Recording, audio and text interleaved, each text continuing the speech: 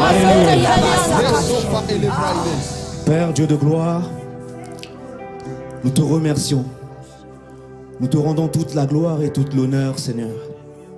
C'est toi seul qui en es digne, Papa. Et ce matin encore, Seigneur Dieu, nous trouvons bon, Papa, de venir dans ce lieu, dans cette maison, Papa, pour élever, adorer ton saint nom. Laisse que ton nom, Seigneur Dieu, prenne la place durant les moments qui vont suivre. Laisse que la Seigneurie de Christ, Papa, puisse impacter les vies, changer les destinées, Papa. Merci, Seigneur Dieu, Papa, pour mes frères et mes sœurs qui sont ici. Et merci parce que toi, tu es là et tu es prêt à changer les vies. Prends le contrôle de ce temps. Que je puisse diminuer afin que toi, tu puisses croître. Merci, mon Dieu, parce que tu m'as devancé. Seigneur Dieu, tu as déjà commencé à agir. Tu as parlé, Seigneur Dieu, au travers des différents moments que nous avons eus avant celui-là. Et je te remercie de ce que je ne fais juste qu'accompagner ta prédication qui est déjà en route, qui est déjà en cours. Tu connais les vies de tout à chacun, Seigneur Dieu. Alors révèle, ouvre les yeux, ouvre l'oreille, afin que ton serviteur entende et qu'il puisse déclarer la parole qui sied au moment. Sois béni, Seigneur Jésus-Christ. Alléluia. Est-ce que tu peux acclamer le Seigneur? Je disais, est-ce que tu peux acclamer Jésus? Est-ce que tu peux acclamer le roi des rois, le Seigneur des seigneurs, celui qui a dit non à la mort?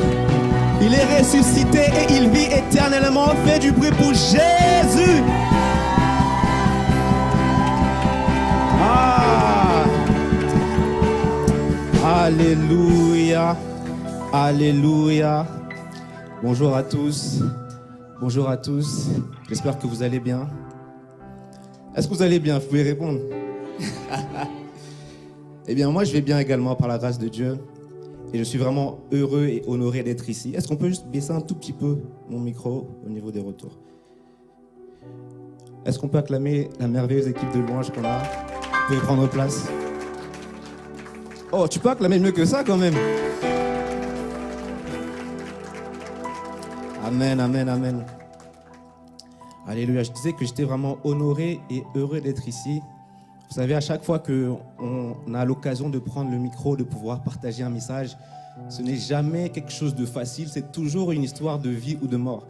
La Bible le dit mieux que moi dans Proverbe 18, elle dit que la mort et la vie sont au pouvoir de la langue et celui qui l'aime en mangera de ses fruits. Donc, à chaque fois que nous sommes ici, ce n'est pas un jeu, ce n'est pas une blague, c'est vraiment une histoire de vie ou de mort. Ça veut dire que on prend ces choses vraiment au sérieux. En tout cas, moi, je le prends au sérieux lorsque je me tiens ici. Et j'aimerais honorer le père de la maison, le prophète Yann Eyebei Saboga. Est-ce que tu peux acclamer Dieu pour son serviteur? Alléluia. C'est sur son pupitre que je viens prêcher, que je viens apporter la parole. Et donc, je me devais de l'honorer. Pour ceux qui ne savent pas, il est en mission. Il est en mission et il a commencé déjà depuis vendredi. Donc, il est en train de faire ce pourquoi le Seigneur l'a envoyé, l'a appelé. Donc, vous inquiétez pas, il va bien et tout se passe bien.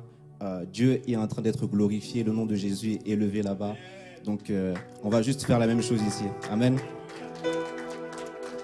Alors, si tu ne l'as pas déjà fait, j'aimerais que tu puisses saluer ton voisin de gauche, ta voisine de droite, que tu puisses saluer au moins 3 personnes. Au moins 3 personnes. Dis bonjour à 3 personnes. Tu peux dire bonjour à 3 personnes. Bonjour Mathieu, bonjour David, bonjour Johan, bonjour Mike, bonjour Joël. Même si tu es en ligne, tu peux dire bonjour à quelqu'un. Tu peux dire bonjour à quelqu'un.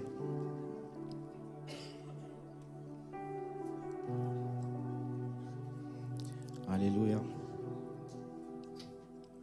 Avant de commencer dans mon message, j'aimerais prendre un temps. C'est nouveau ça. Prédicateur, pasteur Altesse Kambala. Waouh.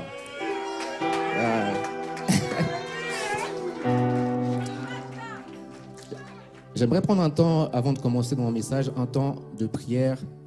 Vous n'êtes pas sans savoir tout ce qui se passe dans le monde. Vous n'êtes pas sans savoir tout ce qui se passe, en particulier en Afrique, au Congo, le pays où je suis né, vous n'êtes pas sans savoir les atrocités qui se passent partout dans le monde d'ailleurs. On en parle aujourd'hui parce que c'est l'actualité, mais ce sont des choses qui ne datent pas d'hier, qui ne datent pas d'il y a 5 ans, d'il y a 10 ans, mais qui datent réellement. Et il y a des crimes qui sont commis ici et là dans le monde. Et on sait qu'il y a des organisations qui sont là, qui font des choses, qui font des actions, mais nous sommes des êtres spirituels, nous sommes des hommes et des femmes spirituels. Ça veut dire que notre point d'attaque, notre point d'opération, d'action, ça va toujours être dans la prière. Alors j'aimerais nous sensibiliser par rapport à ces sujets-là, nous sensibiliser par rapport à ce qui se passe, de ne pas juste être là à réagir peut-être émotionnellement ou juste à voir ces choses sans pour autant rien faire. En tant qu'Église, on a une action à faire et ça commence par la prière. Ça commence par la prière. Peut-être que tu connais une association, que tu connais un organisme qui peut aider de façon physique, de façon matérielle. Mais j'aimerais qu'on puisse prendre ce temps de prière parce que nous commençons dans le spirituel. Et nous savons que ces choses sont d'abord spirituelles. Avant d'être les dirigeants qui ne savent pas diriger, avant d'être des groupes étrangers qui viennent assiéger un territoire, c'est d'abord spirituel. C'est d'abord l'ennemi qui attaque. Parce que Dieu a un plan pour chaque personne. Dieu a un plan pour toute l'humanité, pour toutes les nations. Dieu a un plan. Peu importe l'origine, peu importe la croyance, peu importe l'ethnie, Dieu a un plan pour chaque être humain. Et son plan, c'est d'ailleurs qu'ils acceptent le Seigneur Jésus-Christ, qu'ils viennent à lui. Mais Dieu a un plan et on veut juste prier dans ce sens. Alors j'aimerais qu'on puisse prendre quelques minutes juste pour prier par rapport à ça. J'ai cité le Congo, mais peut-être que tu viens d'un autre pays et tu sais la situation géopolitique de ton pays. J'aimerais que tu puisses juste prier, qu'on puisse prendre un temps pour prier pour nos pays. Élevons la voix tous ensemble et prions en leur faveur. Père, oui, Seigneur Jésus, Seigneur, Père, nous voulons, Seigneur Dieu, Papa, nous lever en tant qu'Église, en tant que corps de Christ. Père, nous voulons, Seigneur Dieu, Papa, aller dans ta continuation, Seigneur Dieu, toi qui étais venu par la chair humaine, par Jésus-Christ, toi qui es venu, Seigneur Dieu, Papa, pour les nations, toi qui es venu, Seigneur Dieu, Papa, comme étant membre d'un pays, comme étant membre d'une ethnie, comme étant membre d'un peuple, Seigneur Jésus-Christ. Tu as su ce qu'était être un membre d'un peuple. Tu as connu et tu as expérimenté ce qu'était que de voir son peuple être persécuté. Tu as vu ce qu'était que de voir son peuple être assiégé. Tu as vu ce qu'était de voir son peuple être, Seigneur Dieu, Papa, mal dirigé. Seigneur Dieu, tu as vécu ces choses, Papa. Alors toi, tu es celui qui est le mieux placé pour comprendre. Tu es celui qui est le mieux placé, Seigneur Dieu, pour te mettre à la place, Seigneur Dieu, Papa, de ces personnes qui vivent, Seigneur Jésus-Christ, Papa, dans la persécution, qui vivent, Seigneur Dieu, Papa, dans les viols, qui vivent dans les attaques, qui vivent dans les meurtres, qui vivent dans les crimes, Seigneur Jésus. Tu es celui-là qui est capable de les comprendre. Et au-delà de les comprendre, Seigneur Dieu, tu es capable d'agir, Seigneur Dieu. Père, nous ne voulons pas te limiter, Seigneur Dieu. Nous savons que tu peux agir au-delà même de ce que les hommes veulent mettre en place. Alors toi qui es le souverain, toi qui es le roi des rois, que tu puisses, Seigneur Dieu, faire ce que les présidents n'ont pas fait. Que tu puisses faire ce que les dirigeants n'ont pas fait. Que tu puisses faire ce que le peuple n'a pas pu faire, Seigneur Jésus-Christ. Oh, que ta réconciliation puisse parvenir au cœur. Et puis, Seigneur Dieu, Papa, incliner le cœur des dirigeants, puisse incliner le cœur des meurtriers, puisse incliner les cœurs de ceux qui commettent le mal, Seigneur Jésus. Père, nous t'élevons en tant que Jéhovah Nissi, en tant que bannière dans ces pays. Je t'élève en tant que bannière dans mon pays, le Congo. Je t'élève en tant que bannière en France. Je t'élève en tant que bannière dans l'Occident. Je t'élève en tant que bannière partout dans le monde, Seigneur Jésus. Tu es celui qui est le véritable roi. Alors puisses-tu régner, Seigneur Jésus-Christ. Régner en maître. Régner en maître, Seigneur Jésus. Sois glorifié, Papa. Alléluia. Alléluia. Alléluia. Alléluia. Alléluia.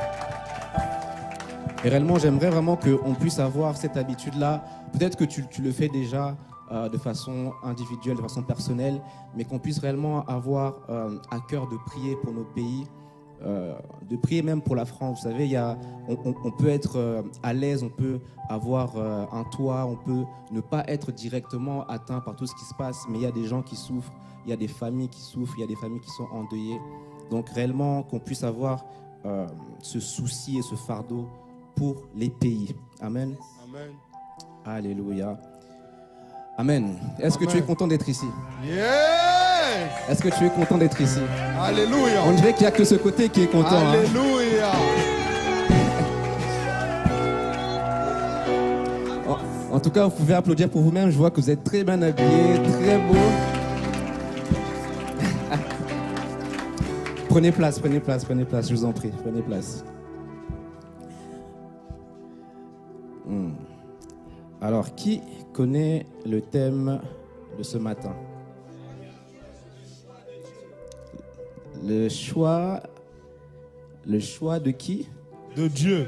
Le choix de Dieu. J'aimerais qu'on puisse prendre la Bible et aller dans Romains, chapitre 9, et on va lire du verset 13 au verset 26.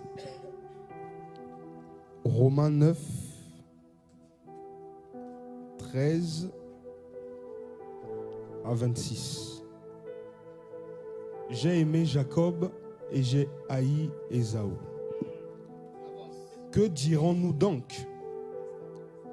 Y a-t-il en Dieu de l'injustice? Loin de là.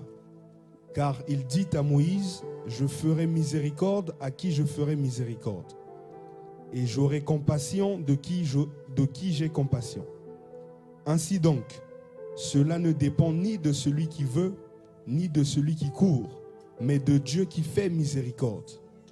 Car l'Écriture dit à Pharaon, je t'ai suscité à dessein pour montrer en toi ma puissance et afin que mon nom soit publié par toute la terre. Ainsi, il fait miséricorde à qui il veut et il endurcit qui il veut. Tu me diras, pourquoi blâme-t-il encore? Car qui est ce qui résiste à sa volonté? Ô homme, toi plutôt, qui es-tu pour contester avec Dieu? Le vase d'argile dira-t-il à celui qui l'a formé, pourquoi m'as-tu fait ainsi? Le potier n'est-il pas maître de l'argile pour faire avec la même masse un vase d'honneur et un vase d'un usage vil? Et que dire si Dieu, voulant montrer sa colère et faire connaître sa puissance, a supporté avec une grande patience des vases de colère formés pour la perdition, et s'il a voulu faire connaître la richesse de sa gloire envers des vases de miséricorde qu'il a d'avance préparés pour la gloire. Ainsi, nous a-t-il appelés non seulement d'entre les Juifs, mais encore d'entre les païens, selon qu'il le dit dans Osée, j'appellerai mon peuple celui qui n'était pas mon peuple, et bien-aimé celle qui n'était pas la bien-aimée. Et là où on leur disait, vous n'êtes pas mon peuple, ils seront appelés fils du Dieu vivant. Est-ce que tu peux acclamer pour la parole du Seigneur? Est-ce qu'on peut acclamer pour la parole du Seigneur? Amen. Merci, homme de Dieu. Le thème d'aujourd'hui, c'est le choix de Dieu, et ce passage, ça va être notre passage clé, notre passage de base. On va évoquer plusieurs autres versets, plusieurs autres passages, mais ça sera réellement le passage sur lequel on va revenir. Et vous voyez déjà que, à premier abord, ça a l'air compliqué. Il y a plein de choses qui nous sont dites ici, mais ce que j'aimerais que tu puisses faire comme exercice ce matin, c'est de ne pas être trop intelligent. Dis à ton voisin, ne sois pas trop intelligent. Ne sois pas trop intelligent. Répète encore, ne sois pas trop intelligent. Ne sois pas trop intelligent. Vous savez, dans la vie chrétienne, dans la marche chrétienne, l'une des choses auxquelles on doit prêter attention, c'est de ne pas être trop intelligent. Vous savez, l'excès d'intelligence peut faire en sorte que tu rates Dieu. La Bible nous dit que la connaissance enfle. Et la Bible dit également que Dieu résiste aux orgueilleux. L'intelligence, c'est bien, mais quand tu t'enfles de la connaissance que tu as, tu deviens orgueilleux. Et quand tu es orgueilleux, tu es ennemi de Dieu. Tu te mets en opposition avec Dieu. Donc tu peux être tellement intelligent que tu t'opposes à celui même qui a créé l'intelligence. Tu peux être tellement intelligent que le Dieu qui a créé l'intelligence qui est là en face de toi, tu peux le manquer, tu peux le rater. Vous savez, ici, je ne veux pas dire que l'intelligence est quelque chose de mauvais. Pour être spirituel, il faut être intelligent. Le chrétien ne doit pas être bête. Répète avec moi, le chrétien ne doit pas être bête. Le chrétien ne doit pas être bête. Ça veut dire que l'intelligence n'est pas une mauvaise chose en soi. Parce que pour être spirituel, il faut être intelligent, je répète. Mais pour être en Christ, pour marcher en Christ, il faut que ton intelligence soit combinée à la folie de Dieu.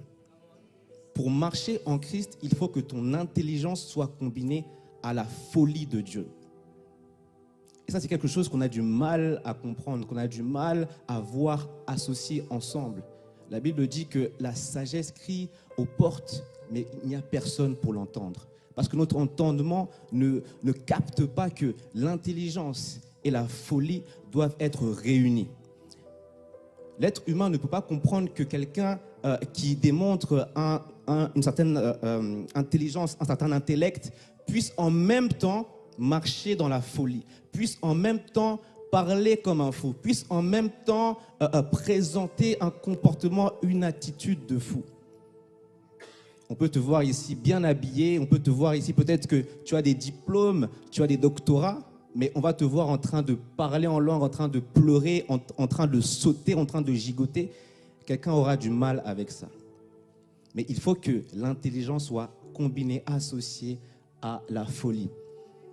Ici, c'est le Urim qui doit être associé au Tumim.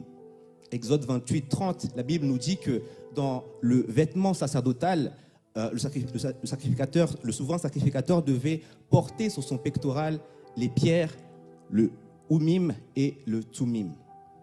Pourquoi je parle de ça ici? Parce que tout simplement, le Urim signifie ce qui va être de la lumière. Le Urim signifie ce qui va être réellement de la révélation. Et le Tumim signifie ce qui va être de la vérité, ce qui va être de la perfection. Mais Dieu a insisté afin que Moïse, dans son modèle de vêtements sacerdotal, puisse y incorporer la pierre qui est le Urim et la pierre qui est le Tumim. Ça veut dire qu'il y a des choses qui marchent en pair, qui marchent de pair. Ça veut dire que tu ne peux pas séparer certaines choses. Dis avec moi, il y a des choses qu'on ne sépare pas. Dis encore, il y a des choses qu'on ne sépare pas. Il faut combiner le Urim et le Tumim. Exode 28, 30 pour ceux qui veulent avoir les références. Donc, quand je parle ici d'intelligence et de folie, c'est une toute autre dimension d'intelligence, c'est une toute autre dimension de folie. Ce n'est pas une intelligence qui est comme celle des hommes, ce n'est pas une intelligence que te donne l'école, ce n'est pas une intelligence que te donne l'éducation, mais c'est une intelligence qui est captée spirituellement. Et la folie ici, ce n'est pas la folie qui est maladive, mais c'est réellement la folie qui est juste l'expression de l'Esprit de Dieu en toi. La folie, c'est l'expression de l'Esprit de Dieu en toi qui fait juste, qui ébranle ton être humain, qui ébranle ta pensée humaine. Pour ce message, pour comprendre pourquoi le choix de Dieu, tu dois combiner l'intelligence et la folie. J'aimerais que tu puisses prendre ta Bible avec moi. Tu la prends, tu la saisis comme cela et tu dis... Ceci est ma Bible. Ceci est ma Bible. Je suis ce qu'elle dit que je suis. Je suis ce qu'elle dit que je suis. Je vais là où elle dit que je vais. Je vais là où elle dit que je vais. Je vis ce qu'elle dit que je vis. Je vis ce qu'elle dit que je vis. Les promesses qui sont renfermées. Les promesses qui y sont renfermées. Sont pour moi. Sont pour moi. La grâce qui est déposée. La grâce qui est déposée. Est pour moi. Est pour moi. Je combine l'intelligence. Je combine l'intelligence. Et la folie. Et la folie. Pour en retirer l'esprit. Pour en retirer l'esprit. L'esprit qui est caché dans cette parole. L'esprit qui est caché dans cette parole. Dans le nom de Jésus. Dans le nom de Jésus. Amen. Amen. Est-ce qu'on peut prendre 1 Corinthiens chapitre 1, on va lire du verset 27 au verset 28. 1 Corinthiens 1, 27 à 28. Mais Dieu a choisi les choses folles du monde pour confondre les sages. Dieu a choisi les choses faibles du monde pour confondre les fortes. Et Dieu a choisi des choses viles du monde et celles qu'on méprise, celles qui ne sont point, pour réduire à néant celles qui sont, afin que nulle chair ne se glorifie devant Dieu. Amen, amen, amen. Ici, si ce verset existe, c'est tout simplement pour répondre à la question « Pourquoi moi ?» Pourquoi Dieu m'a choisi moi? Pourquoi Dieu a choisi l'être humain? Pourquoi Dieu a fait ceci? Pourquoi Dieu a fait cela? Dieu qui était dans son trône a jugé bon de créer une terre, et d'y mettre un homme, d'y mettre un peuple, d'y mettre des personnes qui étaient pourtant des personnes qui étaient faites tirer de poussière, qui n'étaient pas du tout de la même nature que lui. Mais Dieu a jugé qu'il était bon de faire cela. C'était déjà le choix de Dieu. Dis avec moi, le choix de Dieu. Le choix de Dieu. Et le choix de Dieu, ce n'est pas un choix qui correspond à notre, à notre culture, qui correspond à nos critères à nous. Ici, la Bible nous précise que Dieu va choisir ce qui est fou, ce qui paraît misérable, ce qui paraît médiocre, ce qui paraît méprisable. C'est ce que Dieu choisit. Du coup, parfois, tu peux te regarder, tu peux te dire, mais pourquoi moi ? Pourquoi moi? Pourquoi le peuple de Dieu? Pourquoi les chrétiens? Pourquoi Dieu a tant aimé le monde? Pourquoi? Pourquoi? Tout simplement parce que Dieu cherche à se glorifier dans ceux qui n'ont aucune gloire. Amen. Si tu te regardes toi-même, tu n'as aucune gloire. Si tu te regardes toi-même, tu n'as aucune gloire. Imaginez même que la Bible va dire que Jésus n'avait rien à envier. Ça veut dire qu'il n'avait aucune beauté qui pouvait attirer le regard. Si même Jésus était presque sans gloire, selon ce que la Bible dit, ça veut dire que nous également, nous sommes de même. Mais Dieu choisit justement ce qui paraît médiocre, ce qui paraît méprisable, pour démontrer sa gloire.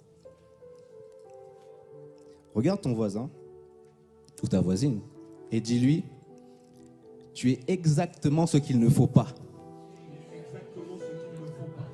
Tu es exactement ce qu'il ne faut pas. Ah, tu peux continuer à regarder ton voisin, ta voisine, et alors que tu regardes, tu vois les défauts, tu te dis justement, plus c'est gâté, plus c'est bon. Plus c'est gâté, plus c'est bon. Peut-être que tu connais ton voisin, ta voisine, tu connais son défaut, tu connais son comportement, tu sais que, celle-ci, elle n'est pas facile, mais justement, plus c'est gâté, plus c'est bon. Dieu, quand il te voit comme tu es là, il dit, c'est ça que je veux. Vous savez, si Dieu avait une équipe et qu'il participait à la CAN, il serait le pire sélectionneur. Ça veut dire qu'on verrait son équipe, on allait dire, mais l'équipe là ne va pas aller loin. L'équipe là ne va pas aller loin. Mais pourtant, dans la dimension de Dieu, ce qui nous paraît faible, ce qui est plus fort. Ce qui nous paraît faible, c'est ce que Dieu choisit. C'est ce que Dieu choisit. Alors peut-être que tu es là et que tu te dis, mais je ne peux pas, je ne suis pas assez, je suis trop. Parce qu'on n'est pas assez grand, on n'a pas assez de connaissances, on est trop jeune. Ou sinon on arrive, on est trop vieux, on n'a plus le temps, on est fatigué.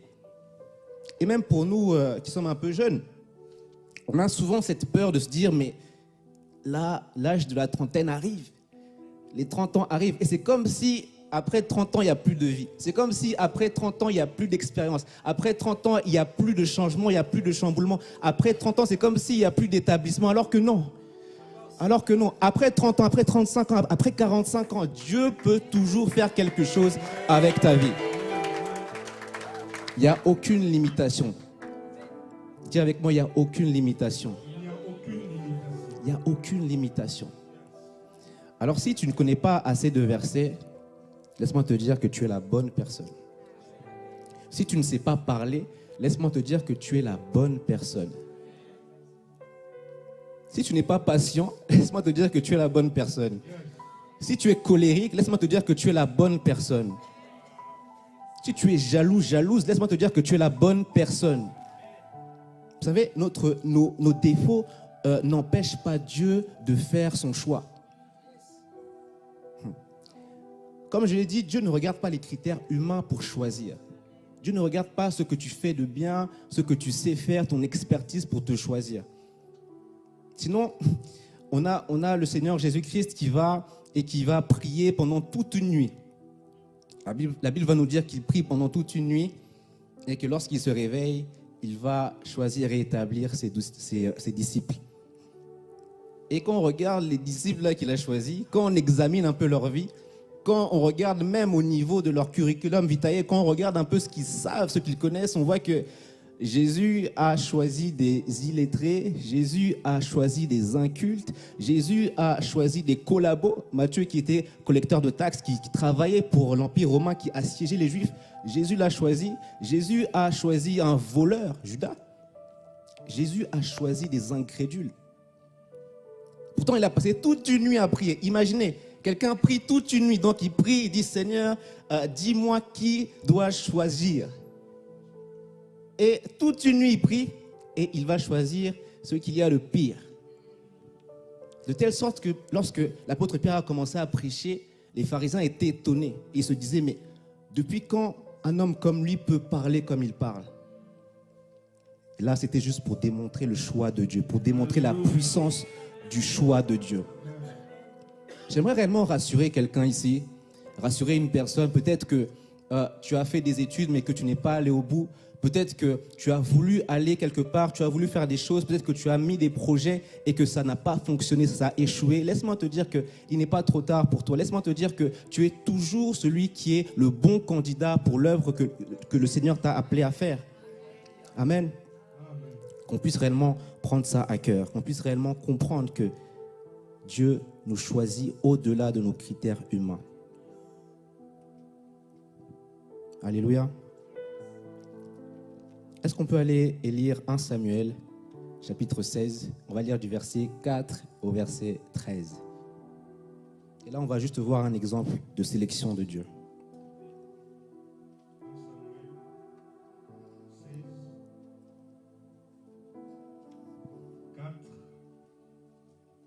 Samuel fit ce que l'Éternel avait dit, et il alla avec Élie. Les anciens de la ville accoururent effrayés au-devant de lui et dirent, « Ton arrivée annonce-t-elle quelque chose d'heureux ?» Il répondit, « Oui, je viens pour offrir un sacrifice à l'Éternel. Sanctifiez-vous et venez avec moi au sacrifice. » Il fit aussi sanctifier Isaïe et ses fils, et il les invita au sacrifice. Lorsqu'ils entrèrent, il se dit, en voyant Eliab, certainement loin de l'Éternel est ici devant lui. Et l'Éternel dit à Samuel, ne prends point garde à son apparence et à la hauteur de sa taille, car je l'ai rejeté. L'Éternel ne considère pas ce que l'homme considère. L'homme regarde à ce qui frappe les yeux, mais l'Éternel regarde au cœur. Isaïe appela Abinadab et le fit passer devant Samuel. Et Samuel dit, l'Éternel n'a pas non plus choisi celui-ci. Isaïe fit passer Shama. Et Samuel dit, l'Éternel n'a pas non plus choisi celui-ci. Isaïe fit passer ses 7 fils devant Samuel. Et Samuel dit à Isaïe, l'Éternel n'a choisi aucun d'eux. Puis Samuel dit à Isaïe, sont ceux-là tous tes fils? Et il répondit, il reste encore le plus jeune, mais il fait paître les brebis. Ok, on s'arrête là. Ici, j'ai un problème avec Isaïe. Dis, j'ai un problème avec Isaïe. J'ai un problème avec Isaïe. Le prophète vient et ils sont déjà apeurés parce qu'ils savent que lorsque le prophète Samuel débarque, c'est soit une malédiction, soit une bénédiction. Ça veut dire qu'il y a déjà une crainte qui est installée. Ça veut dire qu'il y a déjà une certaine présence de Dieu qui est là. Et donc, il y a un comportement à avoir. Ça veut dire que là, ils étaient attentifs à ce que Samuel allait dire, allait demander. Et Samuel lui demande de ramener ses fils. Et Isaïe, il ramène seulement les 7. Ça veut dire que Isaïe, même là, face à la présence de Dieu, dans la crainte de Dieu, il a dissimulé, il a caché. Peut-être que David avait de quoi avoir honte. Ça veut dire que peut-être que c'était un fils qu'on pouvait avoir, c'est dire mais j'ai honte de lui. De telle sorte que Isaïe cache son fils au prophète de Dieu qui venait. Ça montre peut-être le degré de mépris qu'il avait envers son propre fils. Et là, on voit tous les frères qui sont passés. On voit celui qui est grand, on voit celui qui est là. Et malgré cela, Dieu dit, je rejette, je rejette, je rejette, je rejette, je rejette. Les 7 sont passés, mais Dieu dit, je rejette, je rejette, je rejette, je rejette. Et ce qui m'a étonné, c'est que il a sanctifié les fils. C'est dans le verset qu'il a lu. Je vais juste le relire rapidement. Sanctifiez-vous et venez avec moi au sacrifice. Il fit aussi sanctifier Isaïe et ses fils et les invita au sacrifice. Ici, c'est très remarquable que Dieu, malgré le fait que les fils ont été sanctifiés, qu'ils ont été mis à part pour l'œuvre, c'est quand même remarquable que Dieu, malgré la sanctification, que c'est pas le prophète Samuel qui sanctifie, c'est Dieu lui-même.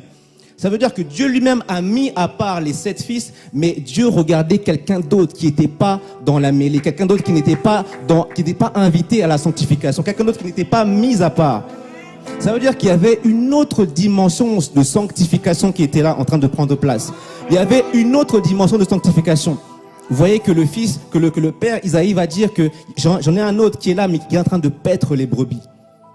Tu crois que tu es juste en train de paître les brebis alors que tu es en train de te sanctifier. Avance. Tu crois juste que tu es juste en train de t'occuper des petites choses qui sont méprisables, mais tu es en train de te sanctifier. Peut-être que tu es là et tu t'occupes de l'accueil, tu t'occupes des choses qu'on ne voit pas, mais tu es en train de te sanctifier. Peut-être que tu n'as pas été ordonné comme moi, tu n'as pas été ordonné comme l'apôtre, comme le docteur, mais tu es en train d'être sanctifié dans ce que tu es en train de faire. Le fils qui n'était pas parmi ceux qui ont été présentés était occupé. Parfois, tu penses que pour être le choix de Dieu, pour être celui qui mérite d'être choisi, il faut être celui qui est vu. Il faut être celui qui a l'apparence, qui a la taille, celui qui paraît remplir les conditions et les critères, alors que Dieu veut que tu fasses ce que tu as à faire. Et là, également, c'est aussi un message pour nous. Le prophète est venu et tout le monde s'est précipité au prophète. Tout le monde, sauf David. Ça veut dire qu'il y a un engagement qui est supérieur. Peut-être à l'engagement que tu as à l'église, peut-être à l'engagement que tu as au service, peut-être à l'engagement que tu as à une personne. Il y a un engagement qui est supérieur, c'est l'engagement que tu as vis-à-vis de Dieu. Cet engagement qui est secret, que personne ne connaît. Cette occupation qui va même te faire manquer un culte, qui va même te faire manquer une réunion de prière. Ici, je ne t'encourage pas à faire cela, mais je suis en train de te dire qu'il y a une importance à avoir une relation avec Dieu. Il y a des choses qu'on considère plus que la relation, alors que c'est la relation qui fait justement qu'on est choisi. C'est la relation qui fait qu'on est choisi. David ici n'était pas le plus grand et à vrai dire, on le voit, il n'était pas le plus aimé de son père. Imaginez, on vient et on vous dit que l'un de vos enfants va être béni, il va être élevé. Vous amenez tout le monde sauf un. Imaginez juste la relation qu'il devait y avoir dans la famille. Peut-être que c'est ton cas, peut-être que chez toi ça ne va pas, peut-être qu'à la maison ça ne va pas, peut-être que tu ne te sens pas valorisé, peut-être que tu te sens délaissé, mis de côté. Sache qu'il y a un Dieu qui te regarde. Il y a un Dieu qui sait exactement ce que tu es en train de faire. Il y a un Dieu qui sait exactement ce par quoi tu passes. Je parle aux enfants, mais je parle même aux papas, je parle même aux parents, je parle même aux mères. Peut-être que tu te sens délaissé, peut-être que tu sens que tu n'apportes plus rien, peut-être que tu sens que tu n'arrives pas à suivre. Mais continue de faire la tâche pour laquelle Dieu t'a amené, Dieu t'a appelé. Si c'est de parler à tes enfants, si c'est de donner des conseils, continue à le faire. Tu ne sais pas, mais tu es en train de te sanctifier. Tu es en train de te mettre à part. Tu es en train de te mettre à part. David a vécu une sanctification supérieure à celle qu'ont vécu ses frères. Une sanctification qui ne venait pas de la main du prophète lui-même directement, mais qui venait directement de la main de Dieu. Il était en train de paître les brebis. C'est une sanctification du type christique. Ça veut dire que c'est le même type de sanctification que Jésus lui-même a expérimenté. David était juste une figure du Christ. D'ailleurs, ici, on est à Bethléem. C'était une figure du Christ. Soyons des figures de Christ. Soyons des figures de Christ. C'est ça le choix de Dieu. Dis avec moi, c'est ça le choix de Dieu. C'est ça le choix de Dieu. C'est ça le choix de Dieu. C'est ça le choix de Dieu. Le choix de Dieu va toujours être en opposition avec l'homme, avec ce que nous voulons. Le choix de Dieu va toujours être en opposition avec ce que nous avons décidé, ce que nous avons établi. Ça va toujours être en opposition avec ce que nous considérons comme étant des atouts forts. Ça va toujours être en opposition avec ce que nous mettons et nous élevons comme condition à remplir. Ça va toujours être en opposition. Là, Dieu était même en opposition avec son prophète. Son prophète voit Eliab et il dit certainement c'est lui. Et Dieu dit non. Son prophète voit Shama et dit certainement c'est lui. Et Dieu dit non. Le prophète voit les 7 fils. Il aurait pu se dire 7, c'est le chiffre de la perfection. Certainement le 7e, ça sera lui. Eh bien non, il y avait un 8e qui traînait. Il y avait un renouvellement qui était là. Il y avait un renouveau que Dieu voulait amener. Il y avait une nouvelle intelligence, une nouvelle mentalité que Dieu voulait amener. Et aujourd'hui, je te dis qu'il y a une nouvelle mentalité que Dieu veut t'amener à toi, que Dieu veut donner même à l'Église Camp de Grâce. Il y a une nouvelle mentalité en cette année 2024 que Dieu est en train d'incorporer dans nos pensées. Amen. Le choix de Dieu. Le choix de Dieu. Le choix de Dieu. Je disais que Dieu est toujours en opposition avec nous. On le voit avec notre verset de base. Je vais juste relire quelques passages pour que vous compreniez ce que je suis en train de dire. Mais ici, on voit que Dieu est en opposition avec nous. Que dirons-nous donc? Y a-t-il en Dieu de l'injustice? Ça veut dire que déjà qu'il y a un écart entre notre perception de la justice, de l'injustice et la justice de Dieu. Loin de là. Car il a dit, je ferai miséricorde à qui je fais miséricorde et j'aurai compassion de qui j'ai compassion.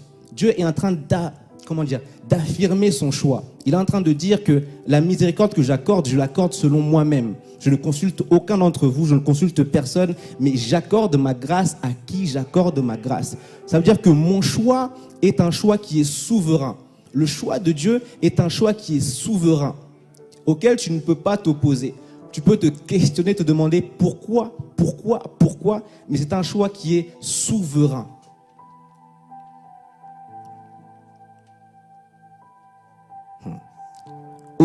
Ainsi donc, cela ne dépend ni de celui qui veut, ni de celui qui court, mais de Dieu qui fait miséricorde.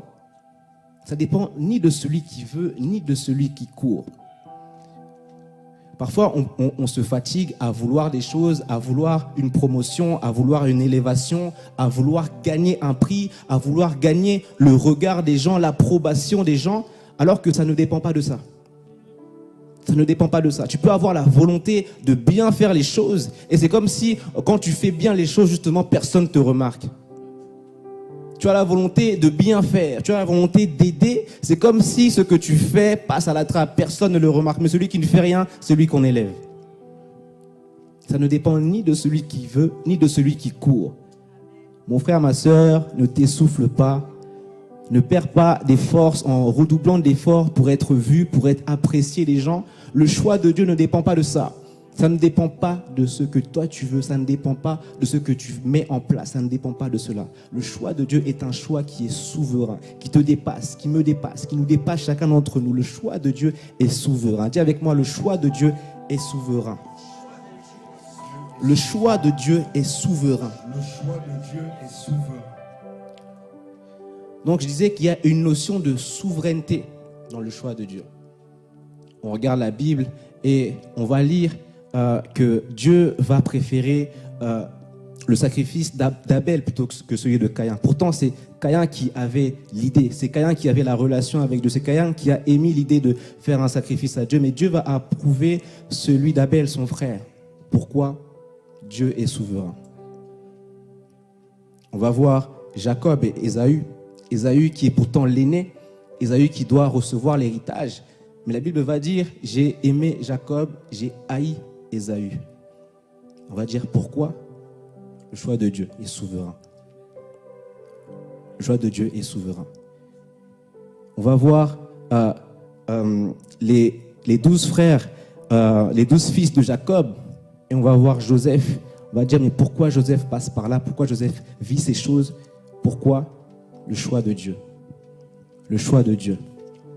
Et Dieu s'assure que son choix soit un choix souverain et s'assure que tu comprennes que c'est souverain pour que même lorsque le choix de Dieu t'amène dans des tumultes, dans des problèmes, tu ne puisses pas le changer, que tu ne puisses pas t'en retirer. Le choix de Dieu est non seulement souverain, mais il est également irrévocable. Dis avec moi, irrévocable. Ça veut dire que Dieu ne change pas de décision. Ce qu'il a choisi, il l'a choisi. C'est établi pour l'éternité, c'est un fait, c'est comme ça. Tu ne peux pas t'opposer à ça et dire non, je ne suis plus choisi, je ne veux plus être choisi. Non, j'arrête. C'est comme le prophète Jonas qui a été choisi pour amener un message à Ninive. Et celui-là, il ne voulait pas. Il ne voulait pas du tout. Ça ne correspondait pas à ses critères. D'ailleurs, le choix que Dieu avait fait de faire grâce à Ninive, lui ne le comprenait pas et ne l'acceptait pas. Non seulement le choix que Dieu l'a choisi lui, mais le choix que Dieu a choisi de faire grâce à Ninive, il était en désaccord avec tout cela. Mais le choix de Dieu était souverain et irrévocable. De telle sorte que Jonas a voulu prendre le bateau pour aller en contresens, pour fuir Ninive. Mais même dans le bateau là, Dieu l'a retrouvé. Peut-être que dans ton cercle, dans ta vie, il y a des Jonas qui sont là. Des personnes qui ne comprennent pas qu'ils sont le choix de Dieu et qui ne veulent pas s'aligner au choix de Dieu et du coup qui apportent du tumulte, qui apportent du chaos, qui apportent des tempêtes, qui apportent le tumulte dans le bateau. Parfois, il faut apprendre à jeter les gens par-dessus bord. Il faut apprendre à jeter les gens par-dessus bord. Vous savez, ce n'est pas un péché. Ce n'est pas un péché, ce n'est pas méchant. D'ailleurs, c'est pour aider la personne. Parfois, tu peux reconnaître que quelqu'un est appelé, que quelqu'un est réellement choisi de Dieu, mais la personne n'accepte pas son appel et la personne, à cause de son opposition à ce que Dieu veut, la personne est en train de créer du tumulte, est en train de créer du chaos. Des personnes qui sont comme des personnes toxiques qui vont t'aspirer toute ton énergie. Tu ne cesses de conseiller, tu ne cesses de parler, mais ils sont en train de faire couler ton bateau. Ils sont en train de faire couler ton bateau. Parfois, il est bon juste de les jeter par-dessus bord. Ce n'est pas un péché, je le répète. Parfois, tu peux juste ne pas répondre une fois, ne pas répondre 2 fois, ne pas répondre 4 fois, et la personne va comprendre. C'est réellement un message pour nous, c'est réellement un message pour notre génération, c'est réellement un message pour l'Église. On parle aujourd'hui du Goumin Gospel et on se dit, mais c'est drôle. Mais c'est réellement ça en fait. C'est de vivre avec un Jonas et de voir son bateau couler, son bateau chavirer. Il faut que Jonas passe par-dessus bord. Dis, il faut que Jonas passe par-dessus bord. Il faut que Jonas passe par-dessus bord. Il ne va pas mourir. Il ne va pas mourir. Hein? S'il est choisi de Dieu, si tu sais qu'il est choisi de Dieu, il ne va pas mourir. Ce frère, cette sœur-là ne va pas mourir si tu arrêtes de lui parler. Elle ne va pas mourir, il ne va pas mourir. Je te le dis, il ne va pas mourir. Et si c'est toi le Jonas, tu ne vas pas mourir non plus. Apprends à toi-même à te jeter par-dessus bord. Toi-même lâche prise, laisse ça. Parfois, on veut être tellement bon jusqu'à être plus bon que Dieu. Mais quand on est plus bon que Dieu, ça ne marche pas. Ça ne marche pas. Il n'y a que Dieu qui peut être bon. Même Jésus dit, il n'y a que Dieu qui est bon. Il n'y a que Dieu qui est bon. À un moment donné, il faut que toi-même, tu apprennes à te jeter par-dessus bord. Dieu va te rattraper et Dieu sait comment il va t'amener à accomplir ta destinée. Il faut qu'en étant quelqu'un qui est choisi, en ayant cette connaissance-là, il faut que ta vie puisse changer. Tu ne peux plus faire ce que tu veux. Tu ne peux plus choisir le travail que tu veux sans consulter Dieu. Tu ne peux plus juste choisir la personne que tu veux fréquenter pour te marier avec elle sans consulter Dieu. Tu ne peux pas juste déménager comme ça et t'installer dans une ville, dans un pays comme ça sans consulter Dieu. Le choix de Dieu implique des conséquences. Le choix de Dieu implique des conséquences dans ta vie. Quand Dieu te choisit, il ne te choisit pas juste pour que tu puisses le mettre sur Instagram. Il ne te choisit pas juste pour que tu puisses chanter « Je suis choisi ». Il te choisit et dans son choix est accompagné de conséquences. Avec le choix de Dieu, il y a un lot à prendre. Il y a un lot à prendre. On a la mère de Jean et de Jacques qui est là et qui dit à Jésus, il dit, mais quand tu seras élevé dans ton royaume, qui parmi les disciples seront élevés? Et elle est en train de parler, elle dit, j'aimerais que mes fils soient à ta gauche et à ta droite, qu'ils soient élevés comme toi. Elle est en train de plaider pour ses fils afin que ses fils soient élevés. Et Jésus répond une chose très importante, très intéressante. Il dit, mais sont-ils capables de boire ma coupe? Sont-ils capables de boire ma coupe? Ils veulent l'élévation, c'est vrai. Donc ils veulent être choisis d'une certaine façon. Mais sont-ils capables de boire la coupe qui vient avec le choix de Dieu sur ta vie? Es-tu capable de boire la coupe qui vient avec le choix que Dieu a placé sur ta vie? C'est une question qui est juste rhétorique parce que tu vas boire cette coupe-là. Tu dois passer par là. À un moment donné, il faut que tu regardes ta vie, il faut que tu te dises, mais j'ai choisi de faire ça, j'ai choisi de faire ça. Quand je regarde ma voiture, c'est moi qui l'ai choisi. Quand je regarde mon appartement, c'est moi qui l'ai choisi. Quand je regarde mon mariage, quand je regarde la façon dont ça a été fait, c'est moi qui ai choisi. Quand je regarde mes études, c'est moi qui ai choisi. Quand je regarde mes amis, c'est moi qui ai choisi. Il faut finalement que tu te dises, si tout ce qui t'entoure, tout ce qui est de ta vie, ça n'a été que le résultat de ton choix, il faut que tu comprennes qu'il y a peut-être un problème. Ça peut prendre du temps, mais les conséquences sont là. Quand on n'est pas aligné au choix de Dieu, quand on est en opposition au choix de Dieu, on n'est pas en opposition juste avec le choix de façon abstraite, mais c'est avec Dieu directement qu'on est en confrontation. C'est avec Dieu directement qu'on est en confrontation. J'aimerais rappeler à quelqu'un ici de ne pas être en confrontation avec Dieu. Il y a une souveraineté dans le choix que Dieu a fait pour ta vie. Dieu ne t'a pas choisi au hasard et il ne t'a pas choisi juste pour faire beau, juste pour que tu sois la personne qui va dire « je suis choisi ».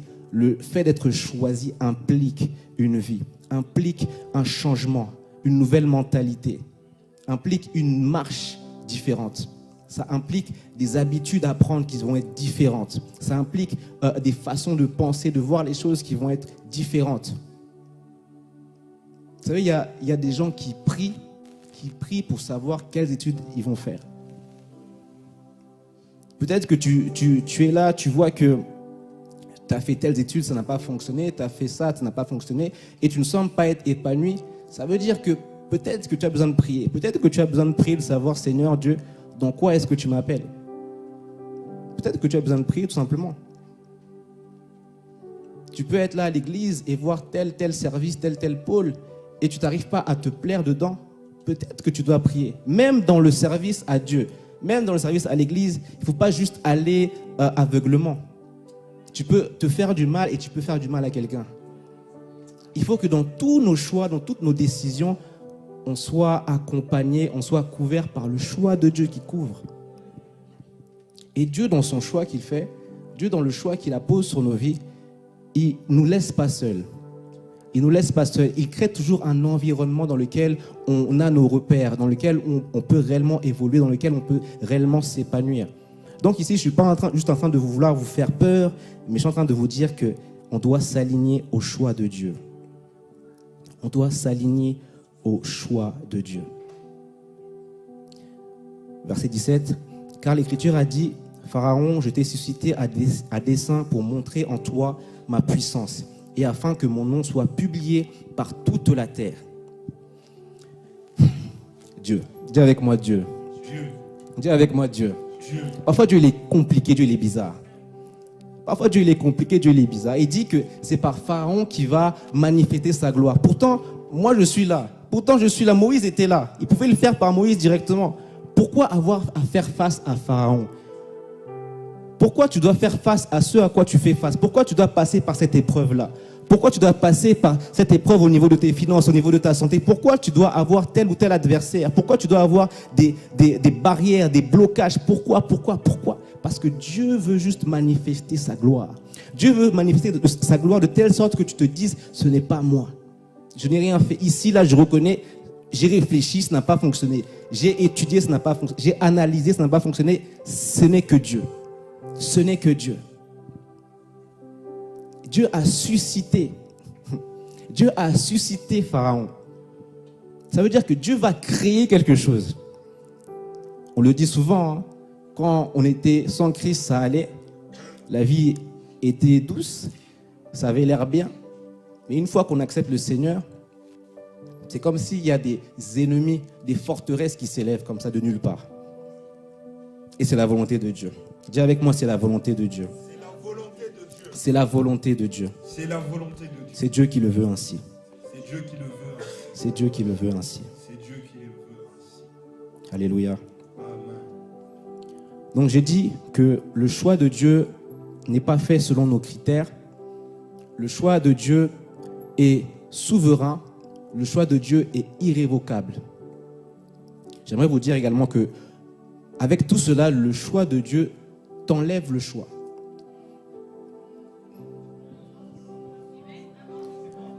Lorsque Dieu te choisit, tu n'as plus le choix.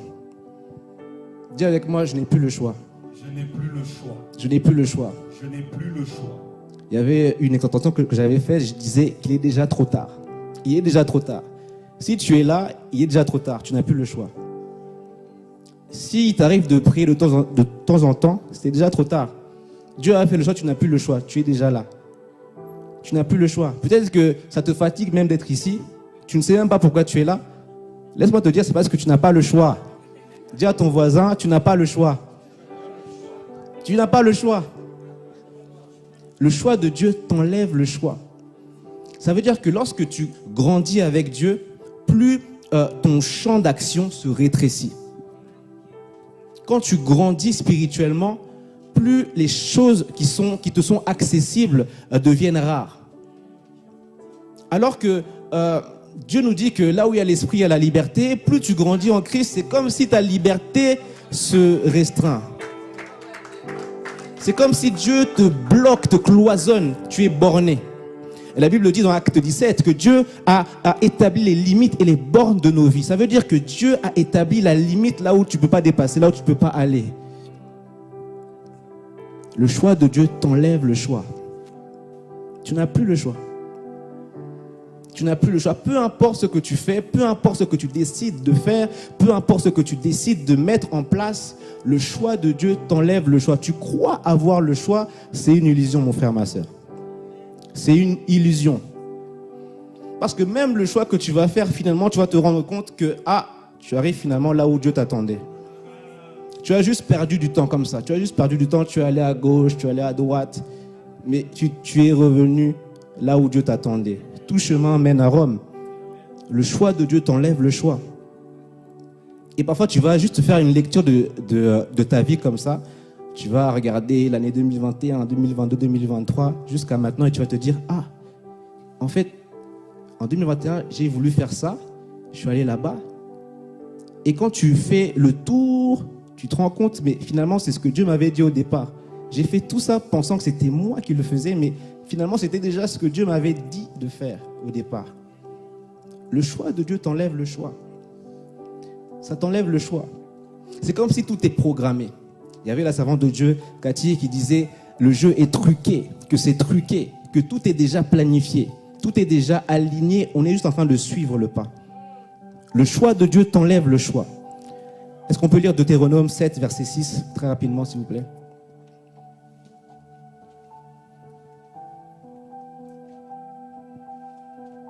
Deutéronome 7, 6. Car tu es un peuple saint pour l'Éternel, ton Dieu. L'Éternel, ton Dieu, t'a choisi pour que tu fusses un peuple qui lui appartint, entre tous les peuples qui sont sur la face de la terre. Alléluia. Vous voyez ici, la seule chose qui nous est dit, c'est que Dieu nous a choisis pour qu'on lui appartienne. Ça veut dire que c'est la première raison pour laquelle Dieu t'a choisi, pour que tu lui appartiennes. On a déjà vu que ce n'est pas nos critères, ce n'est pas ce qu'on sait faire, ce qu'on a acquis, mais c'est juste parce que Dieu a fait le choix. Et ici, on comprend que Dieu fait le choix de nous choisir pour qu'on lui appartienne. Tu ne t'appartiens plus, mon frère, ma soeur. Tu ne t'appartiens plus, tu n'es plus à toi-même. Tu ne t'appartiens plus. Tu n'appartiens même pas à ton mari, à ta femme, tu n'appartiens même plus à tes parents. Tu ne t'appartiens plus, tu appartiens à Dieu. Dieu te met à part pour que tu lui appartiennes. Ça veut dire que Dieu te prend de ton environnement, il te met à part juste pour que tu sois avec lui, pour que tu lui appartiennes. Tu n'as plus le choix. Tu n'as plus le choix. Dieu, quand il te choisit pour lui et pour son seul et bon plaisir. Pour son seul et bon plaisir. Dieu a une fierté de dire, Stan, tu m'appartiens. Dieu a une fierté de dire, Grâce, tu m'appartiens. Dieu a une fierté quand il te voit et il peut te dire que celle-ci, celui-ci m'appartient. Imagine, tu parles avec ton mari et tu dis, je t'appartiens. Et tu es heureuse, n'est-ce pas? Mais imagine maintenant Dieu, il te regarde et dit, tu m'appartiens. Tu m'appartiens. Tu m'appartiens.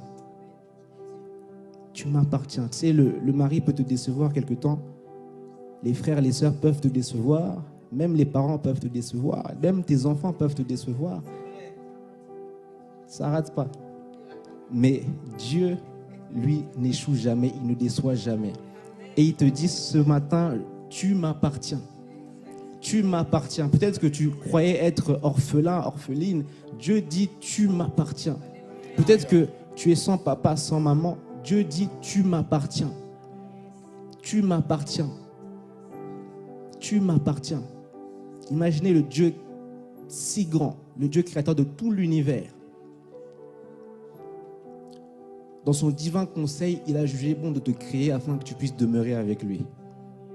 Ça veut dire qu'il a réfléchi, il s'est dit non, je veux faire le choix de créer une personne avec qui j'aurai une intimité. Pourtant, nous connaissons le Père, le Fils, le Saint-Esprit. Il y a déjà cette intimité divine qui est là, qui existe, qui préexistait, mais Dieu a choisi que tu puisses lui appartenir. Dieu a choisi que tu puisses lui appartenir. Tu n'appartiens pas aux difficultés de la vie, tu n'appartiens pas à ton patron, tu n'appartiens pas au rythme de la vie, métro, boulot, dodo, tu n'appartiens pas à ça, tu appartiens à Dieu. Tu appartiens à Dieu. Tu peux dire, Dieu est mon Père. Dieu est mon intime. Le choix de Dieu dans ta vie, ce n'est pas premièrement pour aller faire des nations des disciples. C'est premièrement pour que tu puisses lui appartenir. Pour que tu puisses lui appartenir. Pour qu'il puisse dire, celle-ci c'est ma fille et elle m'appartient. Et vous remarquez ici, il n'est pas question d'être choisi par Dieu pour faire ce qu'on veut. On dit, l'Éternel ton Dieu t'a choisi pour que tu fusses un peuple qui lui appartient entre tous les peuples qui sont sur la face de la terre. Ça veut dire du coup, il y a une séparation entre le peuple choisi de Dieu et le peuple qui sont sur toute la surface de la terre. Dans le monde chrétien, on parle souvent de volonté permissive de Dieu. Qui a déjà entendu ça? Volonté permissive de Dieu. Bon, ça va, il y a quand même des chrétiens. Volonté permissive de Dieu. Mais laissez-moi vous dire que ça n'existe pas. Ça n'existe pas. Tu peux chercher dans la Bible, il n'y a pas. Volonté permissive de Dieu, il n'y a pas. Dis avec moi, il n'y a pas. Il n'y a pas. Il n'y a pas. Oh. Il n'y a pas. Il n'y a pas. Alors, on comprend dans quel sens les gens disent cela, mais ça n'existe pas. C'est anti-biblique, c'est pas biblique, ça n'a rien à voir avec Dieu. Soit tu es dans la volonté de Dieu, soit tu ne l'es pas. Soit tu es juste en train de faire le cascadeur, tu cascades. En fait, tu cascades. Tu aimes bien cascader, tu aimes bien l'action, donc toi, c'est ça que tu aimes faire. Mais il n'y a pas de volonté permissive. Il n'y a pas de volonté permissive. Ce que Dieu permet, c'est parce que toi, tu es cascadeur, c'est tout. Mais ce n'est pas sa volonté. Il ne faut pas que tu ajoutes volonté devant ça. Tu t'es permis ces choses, donc dis pas c'est la volonté permissive de Dieu. Non.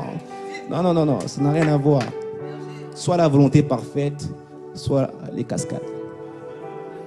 Soit plutôt de ceux qui font la volonté plutôt que de ceux qui sont des cascadeurs. Et on a une personne qui est l'apôtre Paul qui n'a même pas choisi. Je voulais dire qu'il a choisi, il n'a pas choisi.